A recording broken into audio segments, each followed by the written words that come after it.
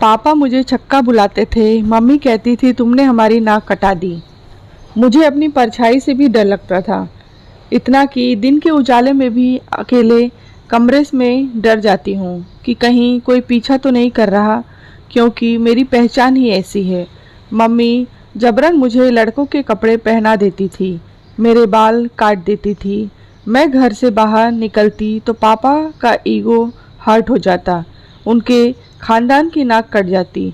भैया के दोस्त उनका मजाक उड़ाते और बदले में भैया मेरी पिटाई करते, इतनी कि कई कई दिन बिस्तर से उठ नहीं पाती। ये कहानी है दिल्ली की रहने वाली अनीशा की।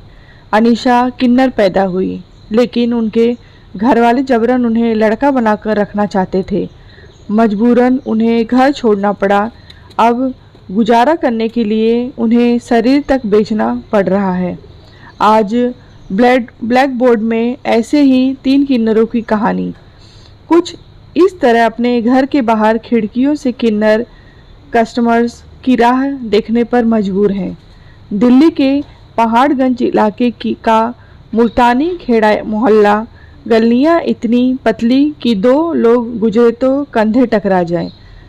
बेतरतीब बने मकान, गर्मी की वजह से घरों के बाहर बैठी औरतें, पास ही युवाओं का एक समूह गांजा पी रहा है। अनीशा ने मुझे पहले ही बता दिया था कि यहाँ संभल कर आना है, कोई सामान हाथ में नहीं रखना, छीना झपटी यहाँ आम बात है। जिस कैब में आई उसके ड्राइवर ने भी इस इलाके में जाने से मना करते हुए मुझे दूर से ही ड्रॉप कर दिया।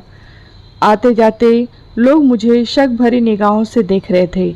एक महिला से पता पूछा तो उसने मुंह घुमा लिया। कुछ कदम चलने के बाद मैं एक बड़ी सी इमारत के पास पहुंची। बाहर से इमारत पुरानी और टूटी फूटी दिखती है, लेकिन जिस फ्लैट में अनीशा रहती है वह मॉडर्न है। मार्बल का फर्श, कमरों में कबर्ड बोर्ड और मॉडर्न किचन। इस फ्लैट में अनीशा अपने दोस्तों के साथ रहती है। अनीशा बताती है मेरे परिवार को पता था कि मैं क्या हूँ, लेकिन वे इसे मानने को तैयार नहीं थे।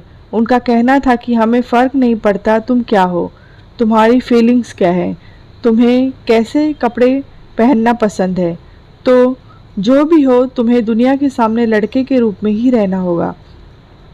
इसी वजह से मेरे बाल काट दिए जाते थे, जबरन लड़कों वाली ड्रेस पहना दी जाती थी, विरोध करने पर मारपीट होती थी। अनीशा उन दिनों का एक वाकया बताती है। शुरुआत से ही मुझे लड़कों से चिढ़ होती थी। मेरी ज़्यादातर दोस्त लड़कियां ही थीं। टीचर समझते थे कि मैं लड़कियों के साथ रिलेशनशिप में हूँ। वे ये मानने को तैयार ही नहीं थे कि लड़कियां दोस्त भी हो सकती हैं। एक बार टीचर ने घर पर मेरी शिकायत कर दी। जब पापा मुझ स्कूल पहुँचे तो टीचर ने उनसे बताया कि आपका लड़का लड़कियों के साथ रहता है, इसे गलत आदत लग गई है। इस पर पापा ने उनसे कहा ये तो छक्का है, ये क्या किसी लड़की के साथ रिलेशन में होगा। मुझे बहुत बुरा लगा, मेरा दिल टूट गया। लाइफ में एक बार पापा स्कूल आए और मुझे छक्का बोलकर चले गए। हंसते हुए बात करने वाली अनीशा के चेहरे पर भाव बदल गया। वे काफ़ी सीरियस लग रही है, उनकी आंखों से आंसू छलक रहे हैं, लेकिन वे इसे बाहर नहीं आने देना चाहती हैं। खुद को संभालते हुए बताती हैं, एक बार टीचर ने मुझे फ्री में ट्यूशन देने के लिए घर बुलाया। मैं खुश हो गई कि अच्छे से पढ़ूंगी, लेकिन जैसे ही उनके घर पहुंची वे मुझे गलत तरीके से छूने लगे। मैंने विरोध किया तो हाथ पैर बांध दिए। मैं बहुत रो रही थी।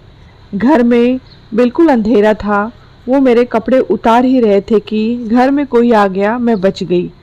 घर आने के बाद मैंने मम्मी पापा से ये बात बताई, लेकिन उन्हें कोई फ़र्क नहीं पड़ा। पापा का कहना था कि ये सब सिर्फ तुम्हारे ही साथ क्यों होता है, बाकी लड़कों के साथ क्यों नहीं होता। घर वालों के इस व्यवहार से मैं तंग आ गई थी। मैं हमेशा सोचती थी कि आखिर मेरी गलती क्या है। क्यों पापा बाकी भाइयों की तरह मुझे प्यार नहीं करते, क्यों मम्मी मुझे प्यार नहीं करती। आखिर मैं भी तो उन्हीं की संतान हूँ। मेरा भाई ही मुझे छक्का कहकर चिढ़ाता था। तंग आकर एक दिन मैं घर से भाग गई। तब मेरी उम्र 16 साल थी। 600 रुपये लेकर घर से निकली थी। बिना टिकट के दिल्ली पहुंची। ना मेरे पास आधार कार्ड था, न फ़ोन। दिल्ली के बारे में मुझे कुछ पता भी नहीं था। नॉट प्लेस में भटक रही थी। मेरे बाल कटे थे, लड़कों की तरह घूम रही थी। इसी बीच मुझे कुछ किन्नर दिखी।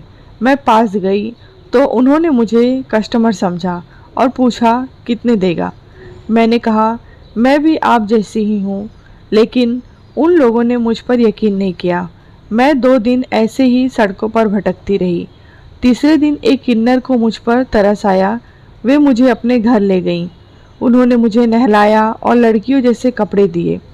मेरे हाथ में चूड़ियाँ थीं, नाक में नथनी। ऐसा लगा मैं स्वर्ग में आ गई हूँ। अनीशा को डांस करना काफ़ी पसंद है। वे सोशल मीडिया पर अपने डांस का वीडियो अपलोड भी करती हैं।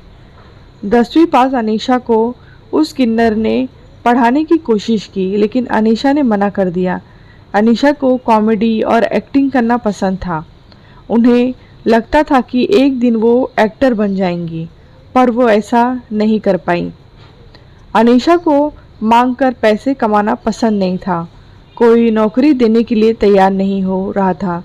कई बार उन्होंने कोशिश भी की, मजबूरन वो सेक्स वर्कर बन गई। ये बताती हैं, मेरा पहला कस्टमर मुझे नोएडा ले गया।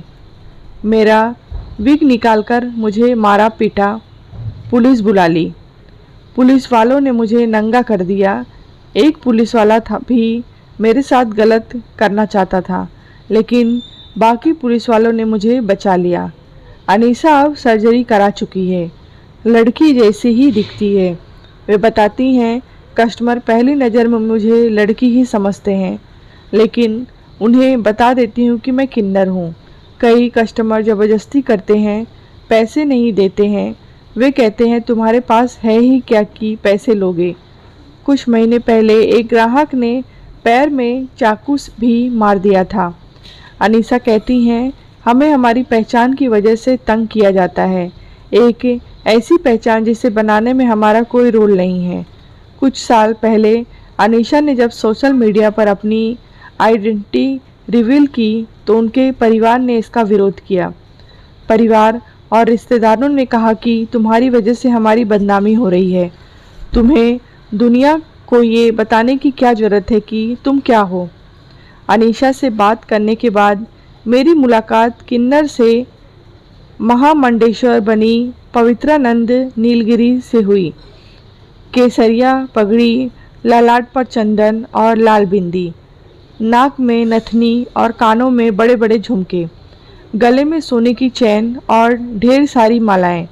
पवित्रानंद नीलगिरी की लाइफस्टाइल एक राजा की तरह है, लेकिन यहाँ तक पहुँचने से पहले उन्होंने बहुत सी यातनाएं झेली हैं, अपनों की और बाहर वालों की भी। वे अपनी कहानी बताती हैं। महाराष्ट्र के विदर्भ के अमरावती ज़िले में एक लड़के के रूप में मेरा जन्म हुआ। 8 भाई बहनों में सबसे छोटी। सब मुझे प्यार करते थे। पापा मम्मी कहीं से भी आते तो सबसे पहले मुझे ढूंढते, मिठाइयाँ देते थे, मेरे लिए चॉकलेट लाते थे। भाई बहन से खूब दुलार करते थे कि फिर पापा घर छोड़कर कहीं चले गए, वापस नहीं आए कभी। मेरी उम्र 9 से 10 साल रही होगी। एक दिन भैया के साथ खेल रही थी, साथ में उनके दोस्त भी थे। सभी उम्र में मुझसे बड़े थे। एक लड़के ने भैया को चिढ़ाते हुए कहा कि देख, तेरा भाई लड़कियों की तरह दौड़ रहा है, बातें भी लड़कियों की तरह ही करता है, ये कहीं वो तो नहीं है। भैया ने उस वक्त तो कुछ नहीं कहा, लेकिन घर आने के बाद मेरी पिटाई की। इतना मारा कि कई दिनों तक मैं बेड पर रही। माँ भी मेरा साथ नहीं देती थी। मैं लड़कों के कपड़ों में असहज महसूस करती थी, लेकिन वे मुझे जबरन पैंट शर्ट पहना देती थी। इनकार करने पर पिटाई करने लगती थी। कई दिनों तक वे मुझे घर से बाहर निकलने ही नहीं देती थी। उनका कहना था कि एक मराठी ब्राह्मण परिवार में किन्नर नहीं हो सकता, हमारी नाक कट जाएगी। मुझे याद है, जब मैं 4th क्लास में थी, मैंने दीदी को फ्रॉक पहन ली, मेकअप कर लिया। जैसे ही मुझ पर भाइयों की नज़र पड़ी, उन्होंने मुझे मारना शुरू कर दिया। उन लोगों ने मुझे ज़मीन पर लिटाकर फुटबॉल की तरह लातों से पीटा। जैसे तैसे मेरी बहन ने मुझे बचाया।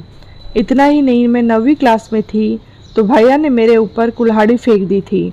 मेरे पाँव की पूरी उंगलियां कट गई, आज भी उसके निशान हैं। पवित्रानंद नीलगिरी बताती हैं, स्कूल के दौरान मैं लड़कों से ज़्यादा लड़कियों के साथ रहती थी, क्योंकि लड़कियों के साथ मैं असुरक्षित महसूस करती थी। इस पर टीचर मुझे पीटते थे, कहते थे लड़कों के साथ रहो, मर्द की तरह बिहेव करो वरना तुम्हें स्कूल से निकाल देंगे। एक बार भाइयों की मार से तंग आकर मैंने जान देने की कोशिश की। गांव के एक कुएं में छलांग लगा दी, लेकिन मेरे कजिन भी कुएं में कूद गए और मुझे बचा लिया। एक दिन स्कूल की 3री मंजिल से नीचे भी कूदी, काफ़ी चोट लगी लेकिन बच गई। एक बार तो जहर पी लिया, फिर भी मरी नहीं। शायद भगवान भी चाहते थे कि मैं जिंदा रहूं, दुनिया को बताने के लिए कि हमारी भी पहचान है। पवित्रानंद नीलगिरी बताती हैं, एक दिन की बात है, परिवार में एक शादी थी। मेरा एक कजिन भाई मेरे साथ आकर सो गया। मुझे लगा कि भाई है, अगर साथ सोया भी है तो कोई बात नहीं, लेकिन उसने मुझे सेक्सुअली अब्यूज़ किया। एक दफ़ा नहीं, कई बार। जब भी उसका मन करता मुझे शिकार बना लेता। 10वीं करने के बाद लगा कि अब बहुत हो गया, मेरा यहाँ रहना ठीक नहीं है। मैंने अपने कुछ सामान रखे और घर से निकल गई। खुद से मर्द का झूठा टैग हटा लिया और साल 2013 में किन्नर बन गई। यहाँ से मैं अपने असली रूप में काम करने लगी। साड़ी पहनना, मेकअप करना, सब कुछ शुरू कर दिया। कुछ दिन बाद मैंने दीक्षा ली, शास्त्रों का अध्ययन किया, फिर मुझे किन्नर अखाड़े का महामंडेश्वर बनाया गया। पवित्रानंद नीलगिरी से बात करने के बाद मेरी मुलाकात 19 साल की निशु से हुई। निशु 3 साल पहले घर छोड़कर दिल्ली आई थी। अभी वह गुजर बसर करने के लिए सेक्स वर्क करती है। निशु कहती है कि मैं पढ़ना चाहती थी, पढ़ने में अच्छी भी थी, लेकिन किन्नर होने की वजह से घर वालों ने मेरी पढ़ाई छुड़वा दी। ये बताती हैं, आज मैं दर दर भटक रही हूँ क्योंकि घर वालों ने मुझे स्वीकार नहीं किया। मेरे भाई ने मम्मी पापा से कह दिया कि या तो ये रहेगी घर में या मैं। भाई तो घर का बेटा था, एक हिजड़े के लिए मम्मी पापा उसे कैसे घर से बाहर निकालते, लिहाजा पापा ने मुझे ही घर से बाहर निकाल दिया। मैं पढ़ना चाहती थी, लेकिन हालात और परिवार ने मुझे पढ़ने नहीं दिया। अगर मैं पढ़ लिख गई होती तो कोई नौकरी कर ही रही होती। कोई मेरे कपड़े उतार कर नहीं देखता कि मैं क्या हूँ। पढ़ी लिखी ना होने की वजह से ही मुझे ये सब करना पड़ रहा है। मैं पूछती हूँ, आपने पढ़ाई क्यों नहीं की? निशु जवाब देती हैं, शुरुआत में मैं स्कूल जाती थी, बाद में लड़के तंग करने लगे, कमेंट करने लगे, टीचर्स भी गलत नज़र से देखते थे, आसपास के लोग भी पापा को ताने मारते थे। तंग आकर घर वालों ने स्कूल से ही छुड़वा दिया। मेरा कहीं भी आना जाना बंद हो गया। मेरे साथ मारपीट कॉमन हो गई। जिसका मन करता अपना गुस्सा मुझ पर निकाल देता। निशु बताती हैं, आज भी मैं अपने घर वालों से बात करना चाहती हूँ, लेकिन हिम्मत नहीं होती उन्हें फ़ोन करने की। निशु अब मॉडलिंग करना चाहती है, लेकिन ये एक खर्चीला प्रोफेशन है। वे कहती हैं कि रोज़ 1-1 रुपये जोड़ रही हूँ ताकि अपने सपने पूरे कर सकूँ। 2015 में सुप्रीम कोर्ट ने सरकारी दस्तावेजों में किन्नरों को 3rd डेंजर के तौर पर एक पहचान दी। उसके मुताबिक वे सरकारी नौकरी में जगह पा सकते हैं, स्कूल कॉलेज में पढ़ाई कर सकते हैं, उन्हें वही अधिकार दिए हैं जो किसी भी भारतीय नागरिक के हैं। इसके बाद भी सामाजिक रूप से किन्नरों को वह मान्यता नहीं मिलती है जो उन्हें मिलनी चाहिए।